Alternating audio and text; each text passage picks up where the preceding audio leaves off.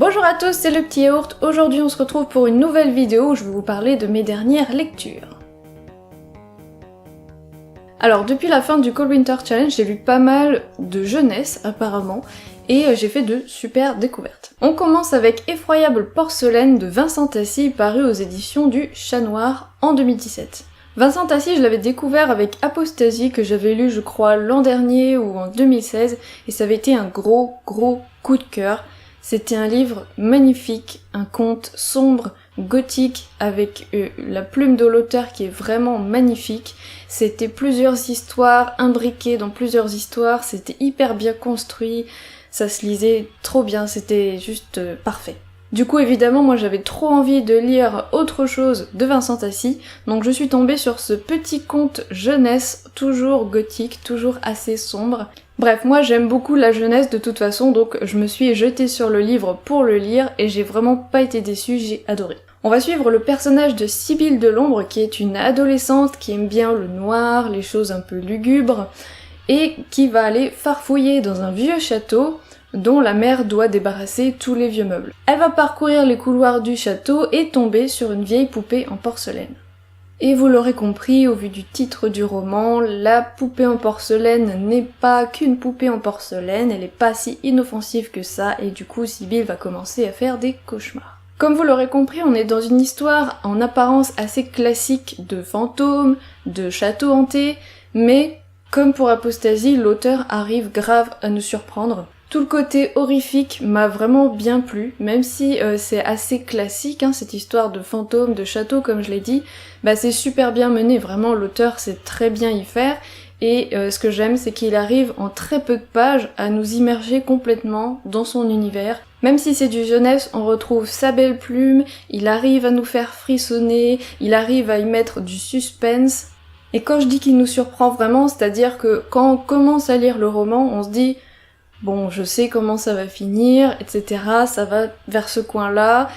Et en fait, pas du tout. Et ça, c'est vraiment, c'est bien joué. J'ai adoré qu'il présente le personnage de Sibylle, qui est donc une adolescente gothique, pas comme quelqu'un de cliché, de sombre et de déprimé, voilà, vraiment tous les clichés qu'on peut retrouver dans d'autres livres ou dans des films, etc.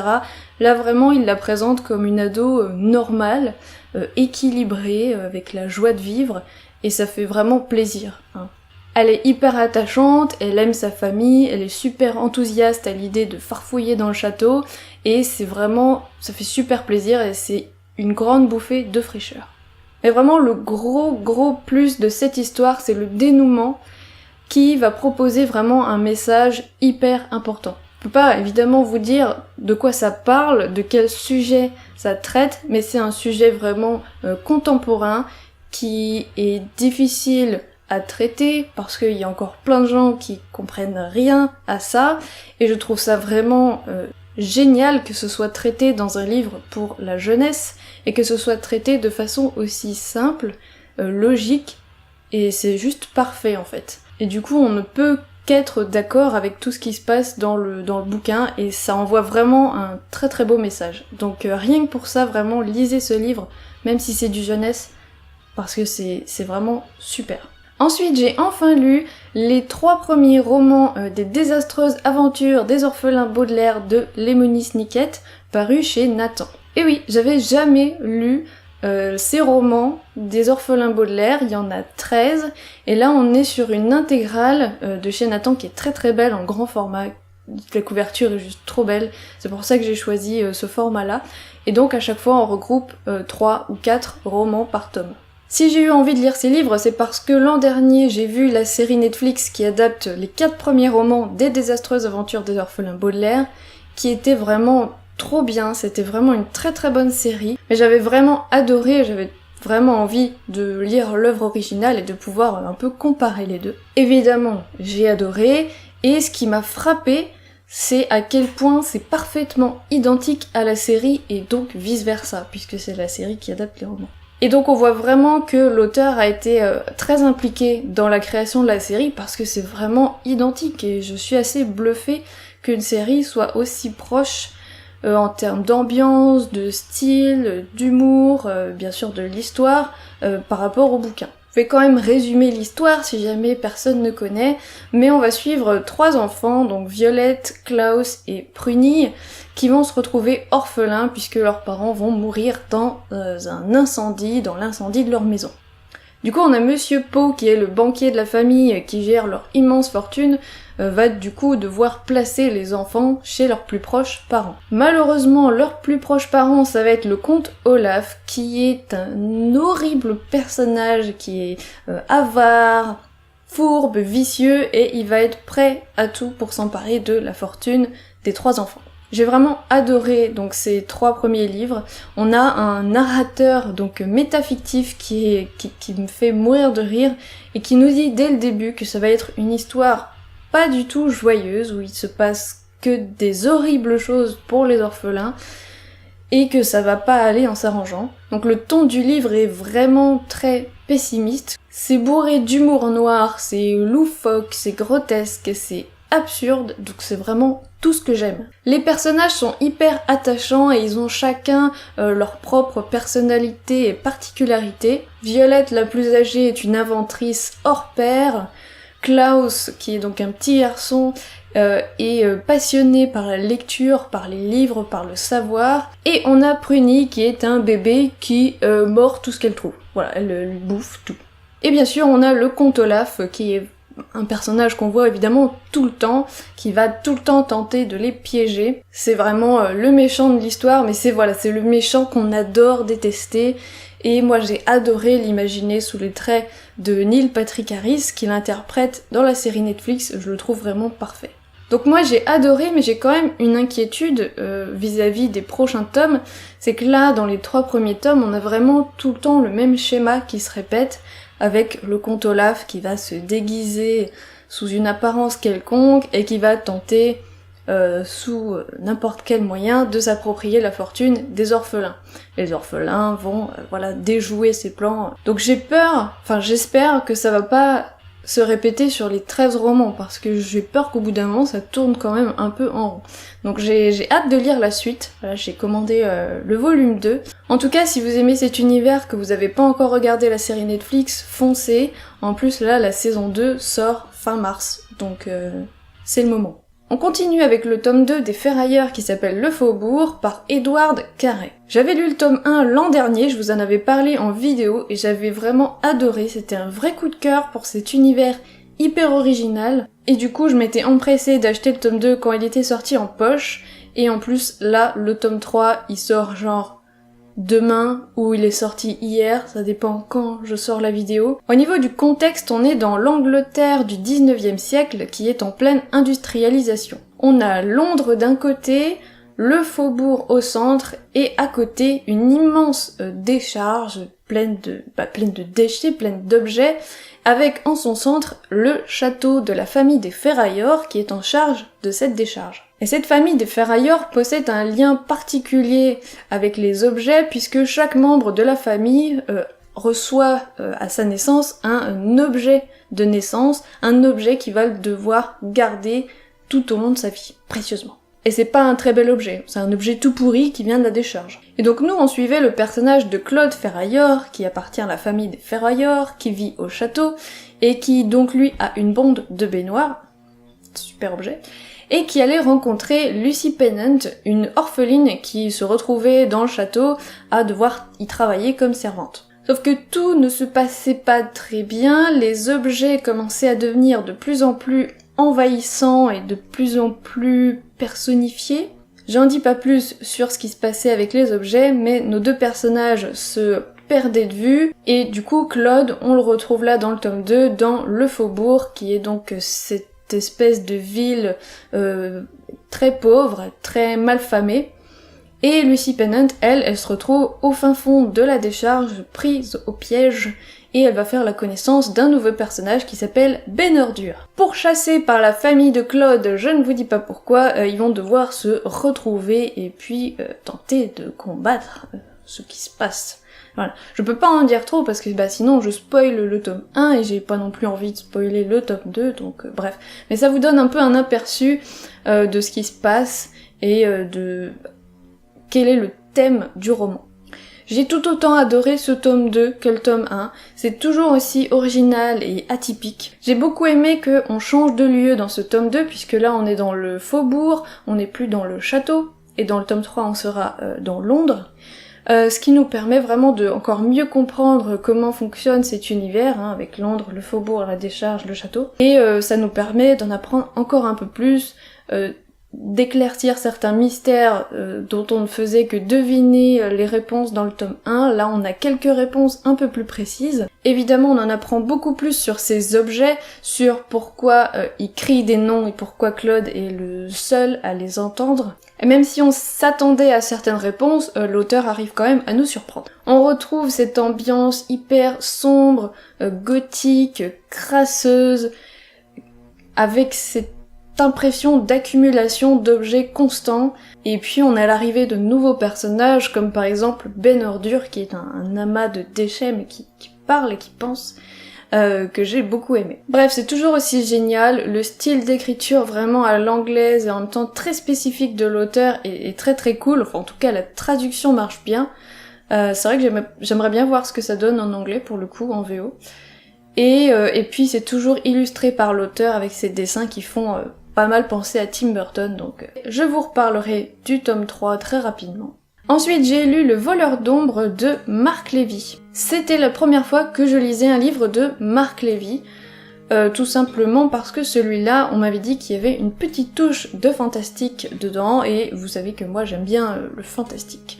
C'est vrai que je lis pas très souvent du contemporain, mais ça m'arrive quand même. Pendant la première moitié du roman, on va suivre un petit garçon qui arrive dans un nouveau collège et il va s'y sentir très seul puisqu'il va être encore martyrisé par un élève plus grand que lui qui s'appelle Marquez. À la maison c'est pas mieux puisque son père va les quitter et puis il ne le reverra jamais. Donc nous on va suivre ce petit garçon qui est un peu perdu mais qui va découvrir qu'il a la faculté de faire des choses un peu étranges avec son ombre. Il va pouvoir échanger son ombre avec celle de quelqu'un d'autre, ce qui va lui permettre d'en apprendre un peu plus sur cette personne, sur sa vie, sur ce qu'elle pense, etc. Et voilà, de temps en temps, les ombres des gens viennent à lui pour lui demander de l'aide, et grâce à sa faculté de comprendre les sentiments enfouis des personnes, eh bien, il va pouvoir leur venir en aide, tout simplement. Dans la seconde moitié du roman, on suit ce petit garçon qui est devenu adulte, qui poursuit des études à la fac de médecine et qui a appris au fil du temps à maîtriser son pouvoir et qui continue de l'utiliser de temps en temps. On a donc ici un roman qui se lit vraiment très vite puisque on a une histoire assez simple, une écriture assez fluide, assez simple qui est teintée d'humour et ça j'ai vraiment aimé ces petites touches d'humour. L'histoire est simple mais elle est assez belle. On a des personnages attachants que j'ai trouvé assez justes et tout est assez réaliste malgré cette petite touche de fantastique qui est vraiment très très petite dans le roman. Elle prend vraiment une petite part et elle est encore moins présente dans la deuxième partie du roman. La première moitié du roman avec ce petit garçon est celle que j'ai préférée. Elle est assez triste et émouvante. Et j'ai vraiment aimé ce petit côté fantastique. Voilà, je trouvais que c'était une bonne idée, que ça marchait plutôt bien, même si par moments je trouvais que ça manquait un peu d'approfondissement. Il y avait des bonnes idées, puis ensuite on les laissait tomber un peu rapidement, donc j'aurais aimé que l'auteur creuse un petit peu plus à ce niveau-là. La seconde partie du roman du coup est assez différente, puisque notre petit garçon a grandi et qu'il a du coup des préoccupations d'adulte, mais il a quand même réussi à garder un peu son âme d'enfant et il va repenser pas mal à ses souvenirs d'enfance. Donc c'était vraiment une bonne lecture, j'ai vraiment bien aimé. Je sais pas si je lirai d'autres romans de Marc Lévy, mais si vous en avez un en tête qui pourrait me plaire, n'hésitez pas à le mettre dans les commentaires.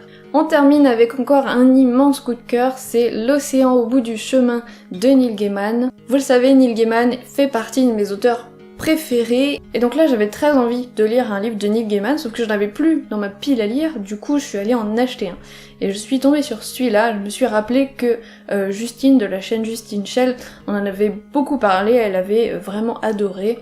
C'était un gros coup de cœur, donc je me suis jetée dessus. Donc on va suivre le retour d'un homme dans son village natal, où il va se remémorer son enfance et ses souvenirs. Et au fur et à mesure que ses souvenirs lui reviennent, il se rend compte que l'année de ses 7 ans, il s'est passé des choses assez sombres, mystérieuse et carrément fantastique dans sa vie. Il se souvient qu'il y avait des créatures effrayantes, qu'il avait une voisine, Lizzie, qui lui est venue en aide et qui lui avait montré sa mare derrière sa maison, et elle disait que cette mare était un océan. Je vais pas en dire plus, vous avez vu, c'est vraiment un très très court roman, donc ce serait un peu bête d'en raconter plus que ça. Ici, on nous plonge vraiment encore dans l'univers de l'enfance, de ses peurs, du passage à l'âge adulte. Comme c'est Neil Gaiman, on y parle du pouvoir de l'imagination, des mythologies, des contes anglo-saxons, et moi tout ça je suis complètement fan, j'adore. Pour ceux qui auraient lu Coraline,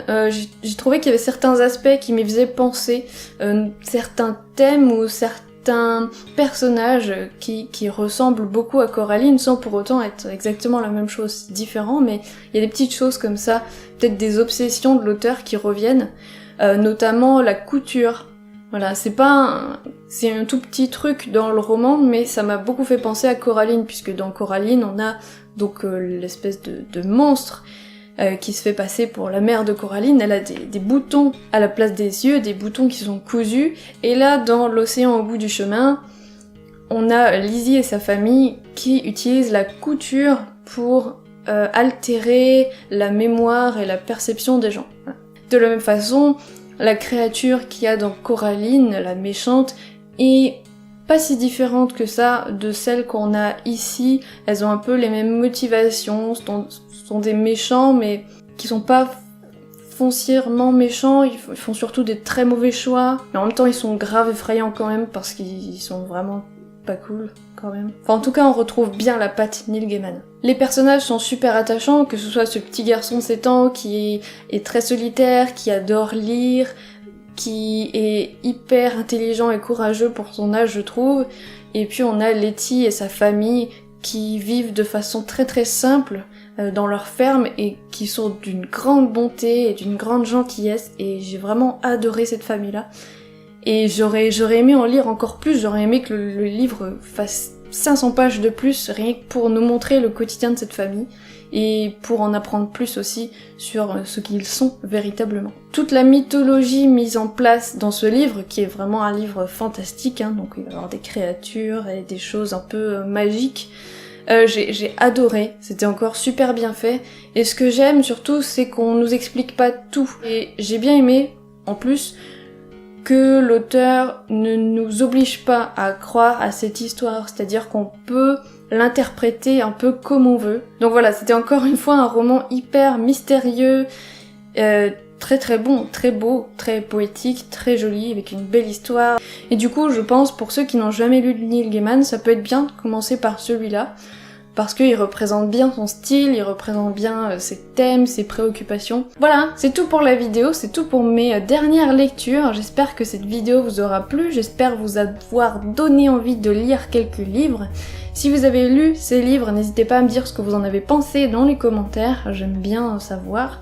Et si vous avez des recommandations, pareil, n'hésitez pas à me le dire dans les commentaires. Si la vidéo vous a plu, n'hésitez pas à mettre un petit pouce bleu, à vous abonner à la chaîne pour ne pas rater les prochaines vidéos. Vous pouvez aussi venir nous suivre sur les réseaux sociaux Facebook, Twitter, Instagram, et surtout vous pouvez retrouver donc tous les livres dont je viens de parler chroniqués de façon beaucoup plus complète sur notre site pugoscope.fr. Et puis il y a également plein d'autres choses, donc n'hésitez pas à venir sur notre site. Voilà, du coup on se retrouve très bientôt pour une prochaine vidéo et je vous fais des gros bisous.